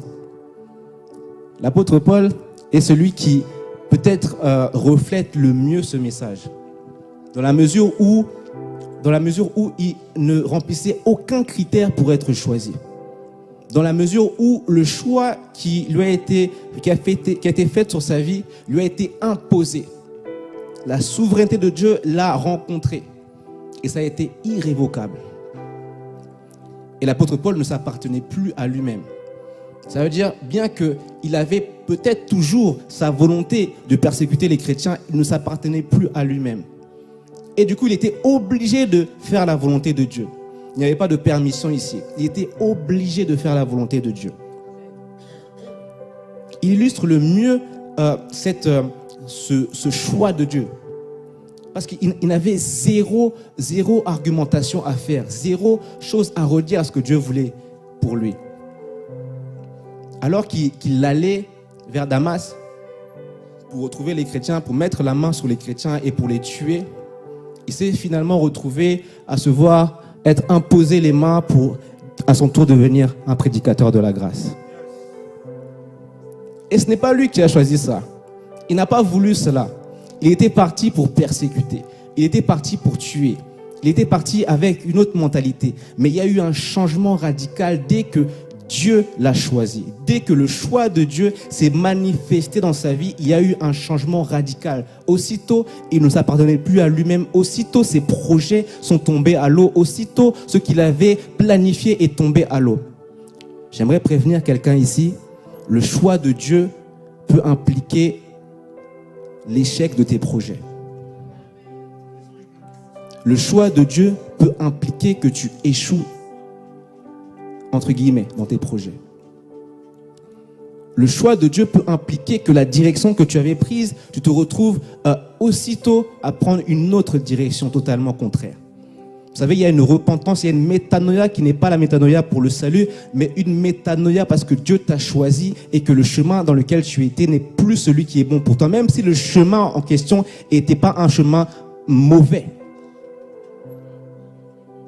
On n'est pas tous des tueurs en série. Ça veut dire que avant que tu rencontres le Seigneur Jésus-Christ, tu n'étais pas comme Paul. Peut-être que tu faisais quelque chose de bien, mais aussitôt que Dieu t'a choisi, aussitôt tu as dû changer de plan. Tu as dû changer tes plans. Peut-être que tu avais une vision de ton avenir. Peut-être que tu visualisais l'âge que tu as aujourd'hui et tu te visualisais autrement. Peut-être que tu ne te voyais pas assis ici. Peut-être que tu ne te voyais pas en France. Peut-être que tu te voyais ailleurs. Vous savez, quand on est jeune, on se dit à 22 ans, je me marie. À 25 ans, j'aurai ma maison. À 26 ans, je voyage. À 30 ans, j'aurai 5 enfants. Mais depuis que tu es rentré dans les choses de Dieu, là, dans les choses des églises, là, c'est comme si tes plans sont tombés à l'eau. C'est comme si on t'a fait un lavage de cerveau là-bas. Tu as oublié tout ce que tu avais planifié. Et ce n'est pas un lavage de cerveau, c'est juste le choix de Dieu. C'est juste le choix de Dieu. C'est juste le choix de Dieu. Et l'apôtre Paul ne l'avait pas vu venir. Il allait et le Seigneur l'a rencontré. Une lumière est venue devant lui. Il est tombé. Et le Seigneur l'a dit, « Saul, pourquoi me persécutes-tu? Saul, pourquoi me persécutes-tu? Pourquoi me persécutes-tu » Pourtant, il n'était pas seul. Mais parmi ceux qui persécutaient les chrétiens, c'était lui le choisi. Parmi ceux qui persécutaient les chrétiens, c'était lui le choisi. Et Jésus dit, pourquoi me persécutes-tu? Il n'est pas juste en train de dire tu persécutes l'église, mais il est en train de dire tu es en train de faire autre chose. Je ne t'ai pas prévu pour ça. Pourquoi tu fais autre chose? Il est en train de dire ma fille, mon fils, pourquoi fais-tu autre chose? Et là tu comprends que le fait de faire autre chose, ça revient littéralement à persécuter le Christ. Vous savez, nous sommes le corps de Christ et Jésus en est la tête. Le ministère de réconciliation qu'il nous a donné continue à travers nous. Le ministère continue d'être, l'évangile continue d'être partagé au travers nous. Ça veut dire qu'à chaque fois qu'on fait autre chose, on est en train de le persécuter. La persécution, ce n'est pas directement juste faire du mal, mais la persécution, c'est de faire tout pour restreindre la propagation du message. Peut-être que tu fais une chose qui t'empêche de propager le message de Dieu. Tu fais quelque chose qui t'empêche de faire en sorte que le royaume puisse s'étendre. Et Jésus te dit, pourquoi me persécutes-tu? Pourquoi fais-tu autre chose? Pourquoi fais-tu autre chose? Pourquoi fais-tu autre chose? Dis avec moi le choix de Dieu. Dis avec moi le choix de Dieu. Le choix de Dieu. Le choix de Dieu. Dieu n'a pas laissé de choix à l'apôtre Paul. Et c'est remarquable de voir, de lire l'apôtre Paul, de comprendre sa vie. Quand vous lisez un peu et vous faites un peu de recherche, vous verrez qu'il s'appelait Saul de Tarse. Il s'appelait Saul de Tarse. Et Saul veut dire celui qui est désiré, celui qui est demandé, celui qu'on appelle, celui qu'on attend. Saul veut dire celui qui est désiré, celui qu'on demande, celui qu'on appelle. Et Paul vient du grec Paulos, qui veut simplement dire le petit, celui qui est petit. Donc Dieu a pris celui qui était désiré, celui qui était demandé pour faire de lui le petit. Dieu a pris celui qui était demandé, celui qui était désiré pour faire de lui le petit. Dieu te demande et te désire et il veut te prendre et faire de toi le petit, faire de toi la petite. Mais regardez une chose qui est formidable. Le Seigneur Jésus-Christ va dire jamais il n'y a eu d'homme né d'une femme qui soit plus grand que Jean le Baptiste. Mais il va dire que dans le royaume des cieux, celui qui est plus petit que Jean le Baptiste est le plus grand. Ici, Dieu nous fait comprendre que en prenant l'apôtre Paul, Saul, celui qui était le désiré, le demandé, et en faisant de lui le petit, il est en train de démontrer que par là, il prend celui qui était demandé, qui était petit, et il fait de lui le plus grand. Quand tu es appelé petit, c'est en fait ta grandeur qui est exprimée. Ta petitesse fait ta grandeur. Ta petitesse fait ta grandeur. Ce que tu vois de petit en toi, c'est ce que Dieu voit de grand en toi. Ce que tu vois de petit en toi, c'est ce qui fait de toi le plus grand dans le royaume. Et l'apôtre Paul va dire, j'ai fait bien plus que ceux-là. En parlant des apôtres Jean, Pierre, des autres, des principaux. Et il va dire, j'ai fait bien plus, non pas moi, mais la grâce en moi. Il va dire, je suis le moindre des apôtres, mais j'ai fait plus qu'eux. Parce qu'il était petit. Il était petit et pourtant c'était le choix de Dieu. C'était le choix de Dieu. Dieu peut-être est en train de changer ton nom à l'instant maintenant. Il est en train de changer ton nom et de faire de toi le petit, de faire de toi la petite. Il est en train de faire de toi celui qui est le plus grand dans le royaume. Celui qui est le plus grand dans le royaume. Jean-Baptiste était connu pour être celui qui criait dans le désert, mais il fait de toi le plus grand dans le royaume. Alléluia. Il fait de toi le plus grand dans le royaume. Que quelqu'un dise avec moi, je suis le petit. Je suis le petit. Je suis le petit. Ça veut dire que je suis le plus grand dans le royaume. Que je suis le plus grand dans le royaume. Je suis le plus grand dans le royaume. Je suis le plus grand dans Et vous voyez que le choix de Dieu, c'était l'apôtre Paul.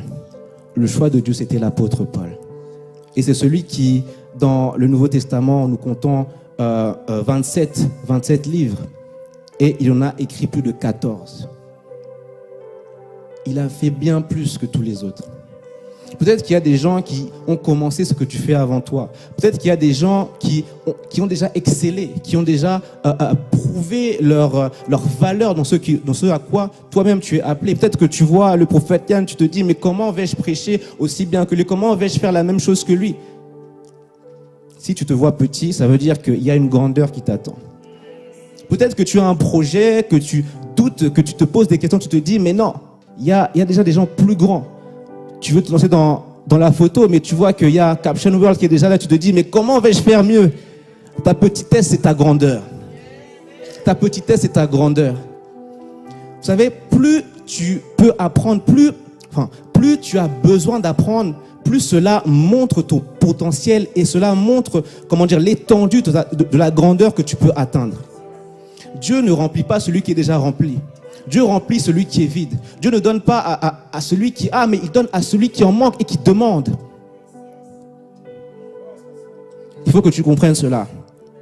Le choix que Dieu a posé sur ta vie, ce n'est pas un choix qui regarde les critères humains, qui regarde ce que tu as, ce que tu sais, ce que tu ne sais pas faire. Mais c'est un choix qui voit justement ta petitesse et qui en fait la grandeur de Dieu. Dieu a pris les choses folles du monde pour confondre les sages. C'est le choix de Dieu. 1 Pierre 2,9.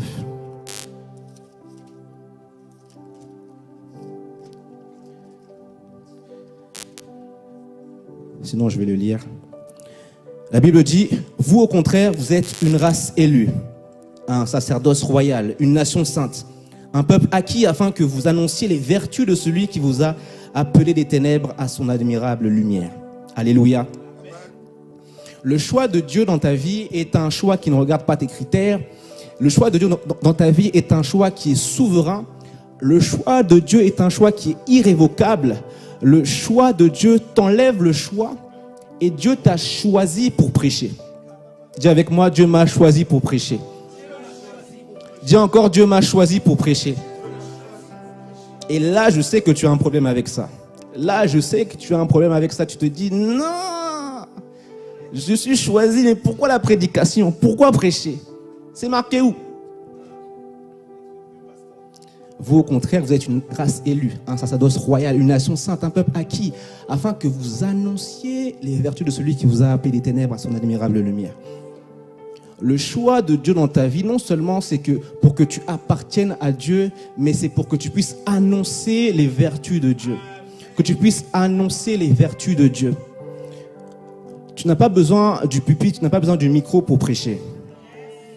Tu n'as même pas besoin d'être à l'église pour prêcher.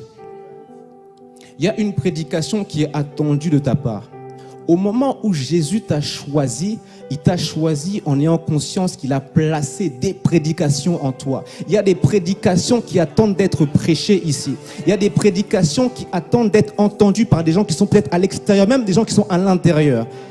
Tu sais que ma prédication ne peut pas toucher tout le monde ici, mais la tienne peut toucher la personne que j'ai manquée. La tienne peut toucher la personne que j'ai manquée. Dis avec moi, je suis appelé pour prêcher. Je suis appelé pour prêcher. Je vais lire très rapidement avec vous Acte 6. Et là, je vais juste parler aux personnes qui se disent non. Moi, je suis choisi, mais je ne suis pas choisi pour prêcher. Je vais régler ça rapidement avec vous. Dis encore, règle ça. Règle ça, pasteur. Acte 6, je vais vous lire. La Bible dit, en ces temps-là, le nombre des disciples augmentait. Les hellénistes murmurèrent contre les Hébreux parce que leurs veuves étaient négligées dans la distribution qu'ils faisaient chaque jour. Les 12 convoquèrent la multitude des disciples et dirent, « Il n'est pas convenable que nous laissions la parole de Dieu pour servir aux tables. C'est pourquoi, frères, choisissez parmi vous 7 hommes, de qui l'on rende un bon témoignage qui soit plein d'esprit et de sagesse, et que nous chargerons de cet emploi. Et nous continuerons à nous appliquer à la prière et au ministère de la parole. » Cette proposition plut à toute l'assemblée. Ils élurent Étienne, homme plein de foi et d'Esprit Saint, Philippe, Procor, Nicanor, Timon, Parménas et Nicolas, prosélyte d'Antioche. Ils les présentèrent aux apôtres qui, après avoir prié, leur imposèrent les mains. Ici, on a l'expansion de l'église de Jérusalem, on a l'expansion et avec l'expansion, il vient toutes les choses qui vont être des choses structurelles, les choses qui vont nécessiter de la main d'œuvre. Et là, les apôtres se rendent compte qu'ils ont un problème. Ils ne peuvent plus prêcher, vaquer au ministère et en même temps servir aux tables, en même temps s'occuper du service, s'occuper de tout ce qui va être de la structure de l'église. Ils ne peuvent pas être en même temps en train de prêcher et être en même temps en train de préparer l'agapé. Ils ne peuvent pas être en même temps en train de prêcher et être à l'accueil. Ils se rendent compte qu'il y a un problème, qu'il faut déléguer certaines tâches à certaines personnes. Et ici, ils font un rassemblement, ils prennent un conseil et ils choisissent 7 hommes. Et on dit 7 hommes pleins d'esprit et pleins de sagesse. 7 hommes pleins d'esprit et pleins de sagesse. Mais j'aimerais vraiment que tu puisses comprendre que ils ont été appelés pour servir aux tables. Je relis le verset 2. Les 12 convoquèrent la multitude des disciples et dirent, il n'est pas convenable que nous laissions la parole de Dieu pour servir aux tables. Ici, le problème, c'était l'agapé. Le problème, c'était l'agapé. Il n'y avait personne pour servir. Il n'y avait personne pour préparer l'agapé. Peut-être que c'est un message ici. Si tu veux rejoindre l'agapé, tu iras voir ceux qui sont à l'agapé. Mais ici, le problème, c'était l'agapé. Et dans leur choix, dans leur recrutement, ils recrutent Étienne, plein d'esprit et plein de foi. Ils recrutent Philippe. Mais dis-moi, où est-ce que dans la Bible tu as vu Étienne servir aux tables? Où est-ce que dans la Bible tu as vu Philippe servir aux tables? Mais tu vas voir Philippe être en train d'évangéliser, d'annoncer l'évangile. Et dans son annonce de l'évangile, il va expérimenter la puissance de Dieu. La Bible dit qu'après avoir baptisé l'Éthiopien, il fut transporté, téléporté. Il a été téléporté, pourtant il avait été oint, il avait été établi pour être à l'agapé. Il avait été établi pour être à l'agapé. On a Étienne également qui est, on nous dit, plein d'esprit et plein de foi. Il a été choisi pour servir aux tables, mais Étienne est celui qui a tellement impacté à Jérusalem qu'il a été lapidé. Vous savez, celui qui est lapidé, c'est celui qui pose problème. Et la Bible dit qu'alors qu'il était lapidé, alors qu'on lui jetait des pierres, il vit le ciel s'ouvrir. Il vit le ciel s'ouvrir et il vit le Seigneur Jésus-Christ à la droite du Père, à la droite de Dieu. Alors que le ciel s'est ouvert, en fait, il y avait là un transfert. La Bible dit dans Acte 8, verset 1, que Paul a approuvé ce meurtre-là. Donc, dans le scénario, dans la scène, Paul était là également. Paul, je dis Paul, mais c'était Saul, celui qui était demandé. Le choix de Dieu, c'était de prendre Étienne, qui avait été mandaté pour le service de table, de le prendre et de faire de lui quelqu'un rempli d'esprit de sagesse, de telle sorte qu'il prêchait l'évangile et il devenait un problème. Alors qu'on a voulu le lapider, il voit le ciel s'ouvrir et le Seigneur se tenant à la droite du Père. Peut-être tu peux te dire que là, le Seigneur est en train de regarder son fils et d'aller agir pour son fils. Mais Étienne est intelligent, il dit, Père, ne leur compte pas ce péché, ne leur impute pas ce péché. Il avait compris ce qui se passait ici. Il avait compris que le choix que Dieu avait fait sur sa vie était un choix pour l'avenir, pour les générations à suivre. Si on a l'apôtre Paul, c'est parce qu'on a Étienne qui était là. Si on a l'apôtre Paul, c'est parce qu'il y a quelqu'un de l'agapé qui était là. Si on a tous les épîtres qu'on a, 1 Corinthiens, Éphésiens, Philippiens, Colossiens, c'est parce que quelqu'un de l'agapé s'est mis à prêcher. C'est parce que quelqu'un de l'agapé s'est mis à annoncer l'évangile. C'est parce que quelqu'un de l'agapé s'est mis à ouvrir la bouche. Il a vu le ciel s'ouvrir et le Seigneur se tenant à la droite. Et la Bible dit que Paul a rencontré le Seigneur Jésus. Ça veut dire que lorsque Étienne avait les yeux ouverts et qu'il a vu le ciel s'ouvrir, le Seigneur est en train de se préparer à aller rencontrer Paul, à aller rencontrer Saul. Il se préparait à y aller. Ce n'était pas pour intervenir, pour sauver Étienne, non. Le choix de Dieu, c'était que Étienne puisse mourir afin que Paul puisse naître.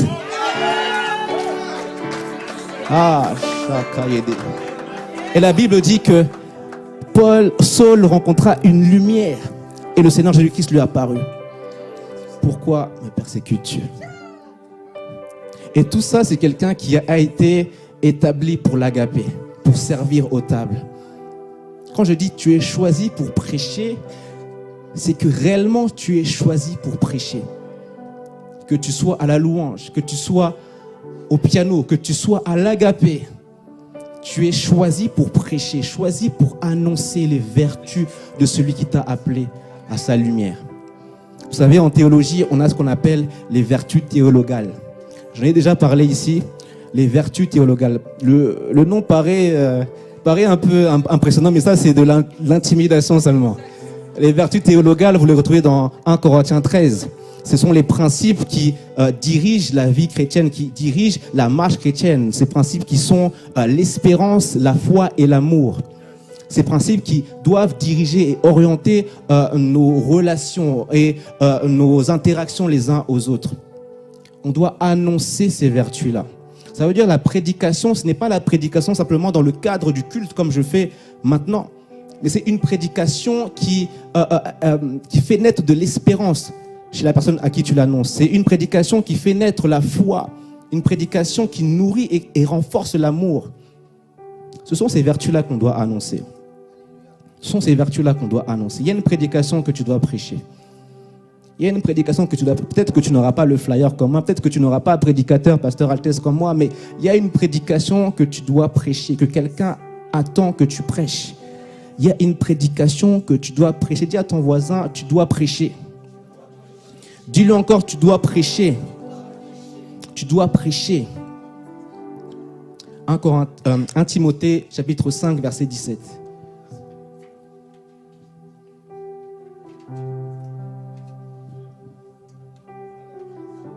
Timothée 5, 17.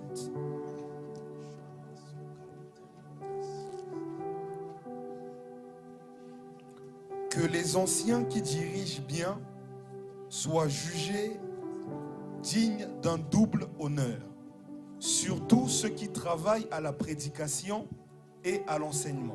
Alléluia. Que les anciens qui dirigent bien soient jugés dignes d'un double honneur. Ici, on peut comprendre très rapidement que lorsque l'apôtre Paul, c'est l'apôtre Paul qui écrit à son fils Timothée, lorsqu'il dit les anciens, il ne peut pas parler des anciens en âge. Pourquoi? Parce que lui-même, il n'est pas ancien. Il ne parle pas des anciens en âge dans le sens des anciens, ceux qui sont convertis il y a longtemps, parce que lui-même s'est converti il y avait quelques années de cela.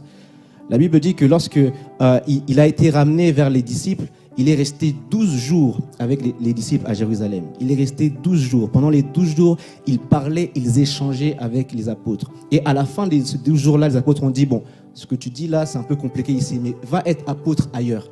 Ça veut dire qu'après 12 jours, Paul est devenu apôtre. 12 jours seulement, il est devenu apôtre. Donc ici, quand il parle des anciens, il ne peut pas parler de ceux qui sont chrétiens depuis des années. Ça veut dire que le nombre d'années que tu as passé sur le banc ne définit pas le choix que Dieu fait sur ta vie. Ici, on parle des anciens, et quand on parle des anciens, on parle des anciens dans la révélation. On parle des anciens dans la révélation. Tu sais, celui qui dirige, celui qui conduit, c'est celui qui a une bonne vision, c'est celui qui a une bonne visibilité, c'est celui qui a de la lumière. On parle de la révélation ici. Et on dit, ceux-là sont jugés dignes d'un double honneur. D'un double honneur. Ça veut dire que ce n'est pas un verset qui concerne uniquement les pasteurs, les prophètes, les prédicateurs, les apôtres, les docteurs, les évangélistes, mais ça concerne tout chrétien, toute chrétienne qui a déjà enseigné, qui a déjà prêché, qui a déjà exhorté, qui a déjà annoncé les vertus de Dieu, qui a déjà parlé d'amour, parlé d'espérance, parlé de foi. Si tu as déjà fait cela, tu es compté parmi ceux qui sont dignes d'un double honneur. Et si tu es digne d'un double honneur, tu es digne d'un double jugement. Il y a un double jugement sur ta vie. C'est ça également le choix de Dieu. C'est le choix de Dieu. Et on nous dit que cela travaille à la prédication. Vous savez, il y a un niveau où il faut travailler à la prédication. Il faut que ta prédication soit aiguisée.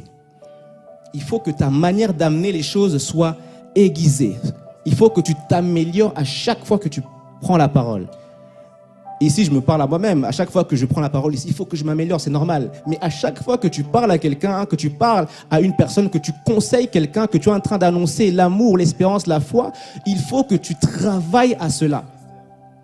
Ça veut dire que c'est impossible que tu sois choisi de Dieu, que tu sois chrétien, chrétienne et que tu ne penses jamais à une meilleure façon d'annoncer l'évangile, à une meilleure façon d'être un bon conseiller, à une meilleure façon d'être une bonne oreille. Il faut que tu aies ce souci et ce fardeau. C'est le choix de Dieu sur ta vie que de réfléchir à savoir comment je vais amener Christ, comment je vais mieux parler d'amour, comment je vais mieux parler de foi. Quels mots je vais utiliser? Il faut que tu travailles à la prédication. Il faut que tu travailles à la prédication. Dis à ton voisin, travaille à la prédication. Travaille à la prédication. La Bible dit que Étienne était plein d'esprit et plein de sagesse. Plein d'esprit et plein de sagesse. Encore une fois, le Urim et le Tumim. Encore une fois, l'intelligence et la folie. Il a combiné les deux. Il faut que tu puisses combiner les deux dans ce que tu fais. Quelqu'un attend ta prédication, quelqu'un attend ta prédication, quelqu'un attend ta prédication, quelqu'un attend ta prédication. Il faut que tu travailles à la prédication. Il faut que tu travailles à la prédication. Il faut que tu travailles à la prédication. Je lui ai dit, il y a la prédication dans le cadre du culte ici, il y a la prédication dans le sens d'annoncer les vertus, il y a la prédication dans le sens de l'évangélisation. D'ailleurs, ici, on a l'évangélisation qui reprend. On a ces temps-là qui vont revenir. On va revenir en force dans l'évangélisation par la grâce de Dieu. Mais il y a ces prédications qui sont là. Il y a aussi la prédication à soi-même. Tu es choisi pour prêcher aux gens, mais prêcher à toi-même. Tu es choisi pour te prêcher à toi-même. Dis-toi à toi-même, je dois me prêcher. J'attends ma prédication. J'attends ma prédication. Dis ton nom. Altesse, j'attends ma prédication. Narcisse, j'attends ma prédication. Dis encore, dis encore. Narcisse, j'attends ma prédication. Dis plus fort. Oh. Josué 1, verset 8, la Bible dit que ce livre de la loi ne s'éloigne pas de ta bouche, mais médite-la jour et nuit afin de réussir dans tes œuvres. Il y a une réussite et un succès qui est rattaché à la fréquence que a la prédication, à la parole de passer par ta bouche. Vous savez, en tant que choisi, tu dois te créer une atmosphère. Le père de la maison nous l'a dit, il y a des ondes qui sont là. Le prince de l'air, c'est Satan, et il est le prince de l'air, il travaille dans les ondes. Il faut que nous, en tant que chrétiens, en tant que choisis, on puisse contre-attaquer, on puisse parer ces ondes-là en créant d'autres ondes. Ça veut dire qu'il y a une prédication que tu dois faire juste dans ta chambre comme ça. Tu te lèves et tu commences à prêcher. Tu te lèves et tu commences à parler. Tu te lèves et tu commences à déclarer la parole de Dieu. Il y a une prédication que ton environnement personnel attend. Parfois, ce n'est pas l'environnement des frères et des sœurs qui vont faire la différence. Parfois, tu peux être ici, mais tu peux ne pas être dans la même atmosphère que moi. Comme ici, il y a des choses qui se passent ici, peut-être que tu peux manquer. Parce qu'il y a une prédication qui attend. Il y a beaucoup de personnes qui manquent d'atmosphère parce qu'ils manquent de prédication. Ils manquent de prédication. Pourtant, ils vont regarder des vidéos et des vidéos. Pourtant, on va être à l'église dimanche après dimanche. Mais il y a des prédications qu'on manque. Peut-être que tu ne manques aucun culte, tu es tout le temps là, mais il y a des cultes personnels que tu manques. Peut-être que tu connais toutes les prédications du camp de grâce, mais il y a des prédications que tu ignores encore et dont tu as besoin. Et l'orateur, ce n'est pas moi, ce n'est pas le pasteur Christian, ce n'est pas le prophète, mais c'est toi-même, l'orateur, l'oratrice. Il y a des prédications qui n'attendent que toi. Il faut que tu prêches, il faut que tu te prêches à toi-même. Il faut que tu te prêches à toi-même. Vous savez, la parole édifie. La parole édifie. La parole bâtit, la parole construit. Tu peux beau prier, mais si tu ne parles pas la parole, si tu ne te prêches pas à toi-même, il y a des choses qui vont juste t'échapper des mains. Tu peux avoir des expériences, voir des choses mystiques, mais si tu n'ajoutes pas la parole de Dieu, ça peut t'échapper des mains. Si tu n'ajoutes pas le Urim, ça peut t'échapper des mains. Ça peut t'échapper des mains. Il y a une prédication que tu dois prêcher. Il y a une prédication que tu dois prêcher. Même s'il faut que tu te crées un flyer à toi-même, fais-le. Fais-le. S'il faut arriver à là, fais-le. Mais il y a une prédication que tu attends, que ton âme attend, que ton corps attend. Ton corps attend que tu te dises « Je suis guéri ». La Bible est quand même forte. Hein. Elle est forte. Parce qu'elle dit que le pauvre dit « Je suis riche ». Donc ça veut dire que la Bible sait que tu es pauvre. Tu sais ça?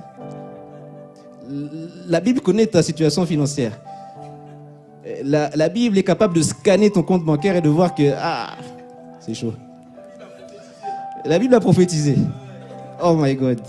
Parfois, il y a des prophéties, on ne dit pas I receive. Ça, I rebuke. Mais tu vois que la Bible dit que le pauvre dit je suis riche. Que le faible dit je suis fort. Malheureusement, il y a un autre type de prédication que nous, on a, que nous, on se prêche à soi-même. C'est la prédication qui est contraire. La prédication qui est juste de dire ce qui est. Tu te sens mal, tu prêches. Je ne suis pas bien aujourd'hui. Je me sens mal. Tu crois que tu parles, mais tu es en train de prêcher. Et ton corps écoute, ton âme écoute, ton esprit écoute. Tes pensées écoutent. Vous savez, la prédication de l'un et l'inspiration de l'autre. Ça veut dire que quand je prêche comme ça t'inspire des paroles. Donc quand tu prêches comme ça, tu dis « je suis pauvre », ça inspire des paroles à ton corps. Tu dis « je suis pauvre », ton corps est inspiré. Tu dis « je me sens mal », ton corps est inspiré. Et ton corps est inspiré, donc ça crée une maladie. Tu vois l'effet boule de neige que ça peut prendre. Il faut que tu prêches la bonne prédication. Que le pauvre dise « je suis riche », que le faible dise « je suis fort ». Il faut toujours que tu dises ce qui est contraire à ce que dit l'ennemi ou à ce que dit la situation, à ce que dit le présent. Alléluia. Alléluia. Et je voulais dire qu'il y a une édification dans la parole, dans le fait de partager la parole, dans le fait de ressasser la parole, de dire la parole, de proclamer la parole, de prêcher la parole. Lorsque je prêche comme ça, je m'édifie. Je suis en train de me bâtir, je suis en train de me construire. Donc il y a une édification qui prend place ici. Est-ce qu'on peut lire Luc 14 à partir du verset 28? Luc 14, 28.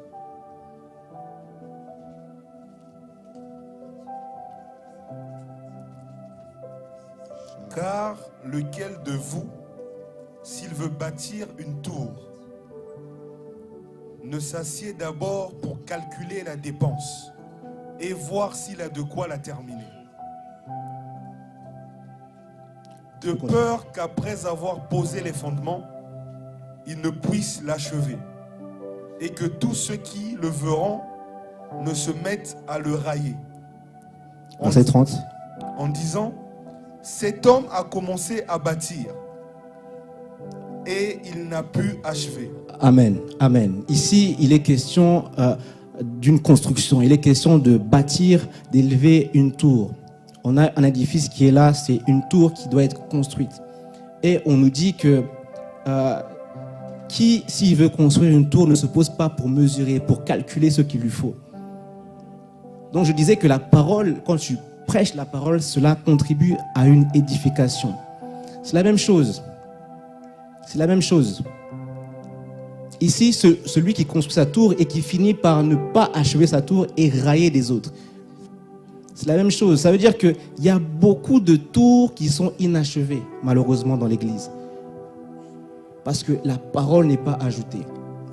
La parole n'est pas ajoutée. La parole n'est pas ajoutée. Malheureusement, c'est ça. Et la Bible va nous dire dans 1 Corinthiens 3, elle va nous parler du temple du Saint-Esprit. Dans 1 Corinthiens 6, elle nous parle du temple du Saint-Esprit. Mais la différence, c'est dans le chapitre 6, ça parle du temple, dans la conception du temple que nous sommes physiquement, corporellement de notre corps. Mais dans le chapitre 3, ça va parler du temple dans le sens de l'assemblée. Autant tu as un temple, tu es le temple du Saint-Esprit dans ton corps, mais autant nous tous qui sommes ici, nous formons le temple du Saint-Esprit. Et il y a une édification qui doit continuer. Et malheureusement, il y a beaucoup d'églises où l'édification est inachevée, où la tour n'est pas bâtie, où la tour ne parvient pas à sa fin. Parce que la parole n'y est pas ajoutée. La parole n'y est pas ajoutée. Et je l'ai dit, la parole édifie, mais il y a autre chose qui édifie. Il y a un autre ingrédient qu'il faut. Il y a quelque chose d'autre qu'il faut. Ici, on nous parle d'une tour dans Luc 14, on nous parle d'une tour qui n'est pas bâtie jusqu'à son achèvement. Mais quand on remonte dans Genèse, on nous parle également d'une tour. On nous parle également d'une tour qui montait tellement, de telle sorte que Dieu a dû intervenir pour l'empêcher de les atteindre, d'atteindre la divinité. Et eux, ils n'avaient pas la parole. Mais qu'est-ce qu'ils avaient ? La Bible ne va pas insister sur la qualité des pierres ou des matériaux qu'ils utilisaient, mais la Bible va insister sur le langage commun qu'ils avaient tous. Sur le langage commun, ils étaient tous assemblés avec un même langage, une même langue. Et ils se comprenaient. Normalement, si la chose était que Dieu est venu les séparer au niveau de leur langage, ils auraient pu continuer à bâtir, si c'était réellement une tour dans le sens physique. Parce que je pense qu'ils avaient déjà commencé à bâtir, ils étaient déjà arrivés à un certain niveau. Donc, juste en se rappelant de ce qu'ils ont déjà fait, ils pouvaient continuer. Mais si la Bible insiste sur le langage, ça veut dire que réellement la tour était construite non pas par leurs mains, mais par leur bouche et par le langage qu'ils avaient. Et ici, nous sommes le temple du Saint-Esprit. Et parfois, tu es là au milieu de nous et tu ne comprends pas pourquoi on prie en langue comme on prie en langue ici. Tu ne captes pas que lorsqu'on est en train de prier en langue, on est en train de finaliser la tour. Peut-être que ce langage que Dieu est venu séparer, peut-être que ce langage-là, c'était le langage céleste. Peut-être que c'était le parler en langue. Tu ne comprends pas que dans Genèse, ils étaient en train de bâtir une tour et ils atteignaient Dieu et Dieu les a empêchés. Pourquoi ? Parce qu'ils n'avaient pas l'esprit. Ils allaient justement mourir tout simplement en apprenant, en approchant Dieu. Mais nous avons l'esprit en nous. Ça veut dire qu'on peut bâtir la tour, monter jusqu'à l'atteindre lui. Jusqu'à l'atteindre lui. Il y a une édification qui vient par la parole, par la prédication, et une prédication qui est une prédication du fait de parler en langue. Tu as du mal avec ça parce que tu te dis non, ça c'est bizarre, je ne comprends pas ce que je dis. Mais ça encore, c'est le choix de Dieu. Dieu l'a voulu ainsi. Il a dit que celui qui prie en langue dit des mystères. Et il ne parle pas aux hommes, mais il s'édifie lui-même. Il parle à Dieu, il dit des mystères à Dieu. Et il s'édifie lui-même. Il dit des mystères que Dieu connaît déjà d'ailleurs. Donc l'importance est de parler parce que tu es en train de t'édifier. Et quand on se retrouve comme ça dans l'Assemblée des Saints, on se retrouve en tant que temple du Saint-Esprit. Et il faut que le temple du Saint-Esprit soit parfait. Vous voyez que David a eu le fardeau de construire une maison à Dieu. Ce fardeau subsiste toujours. il y a un temple qui doit être bâti. Il y a un temple qui doit être bâti lorsque tu rajoutes la foi, lorsque tu rajoutes l'intelligence, la folie, lorsque tu rajoutes la parole de Dieu, la prédication, et lorsque tu rajoutes le parler en langue, la prière. Il y a une édification à terminer. Dis avec moi, il y a une édification à terminer. Il y a une édification à terminer. Et qu'est-ce qui édifie? La parole de Dieu, le parler en langue. Qu'est-ce qui édifie encore? La prophétie. La Bible nous fait comprendre que le but de la prophétie, c'est d'édifier, de consoler et d'exhorter. Quand tu rajoutes ces trois ingrédients-là, tu es en train de bâtir une tour, tu es en train de bâtir l'édifice, tu es en train de t'édifier toi-même. Et quand tu te rejoins à nous, tu édifies le corps, tu édifies le temple que nous représentons, chacun d'entre nous. Nous sommes choisis pour prêcher au monde, prêcher à nos frères et sœurs qui nous entourent et nous prêcher à nous-mêmes et prêcher à l'Église. Ça veut dire qu'il y a une prédication qui doit s'ajouter à la prédication du prédicateur le dimanche. C'est pour cela qu'on prend toujours le temps de prier. Parce qu'il y a une édification qui vient avec ta parole à toi, qui vient avec ce qui va sortir de toi. Afin que nous puissions grandir et atteindre la dimension dans laquelle Dieu nous attend, il faut que chacun d'entre nous puisse mettre la main à la pâte. Vous savez, il n'y a pas ceux qui travaillent et ceux qui sont derrière. Peut-être que tu es assis, mais lorsque tu es en train de parler en langue, de prier, lorsque tu es en train de dire Amen ou de répéter ce que le prédicateur dit, tu es en train d'ajouter également la pierre à l'édifice. Et il y a le bâtiment qui prend vie, qui prend place et qui monte. Et on est en train de rejoindre la dimension que Dieu nous appelle à rejoindre. Alléluia. Amen. Alléluia. Amen. Est-ce qu'on pourrait se lever?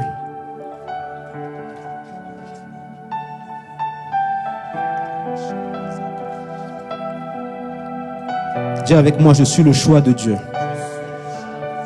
Dis avec moi, je suis le choix de Dieu.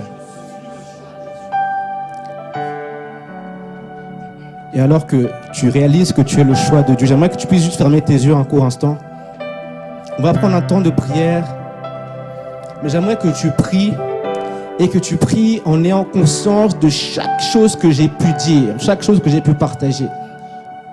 Peut-être qu'il y a ne serait-ce qu'un point qui t'a touché, qui t'a affecté. J'aimerais que tu puisses prendre ce point et le mettre en prière. Là où tu es, commence à prier. Que des choisis puissent se mettre à prier. Là où tu es, mets-toi à prier. Mets-toi à prier. Là où tu es, mets-toi à prier. Je suis le choix de Dieu. Yes, dis-le encore. Mets-toi à prier. Mets-toi à prier comme un choix.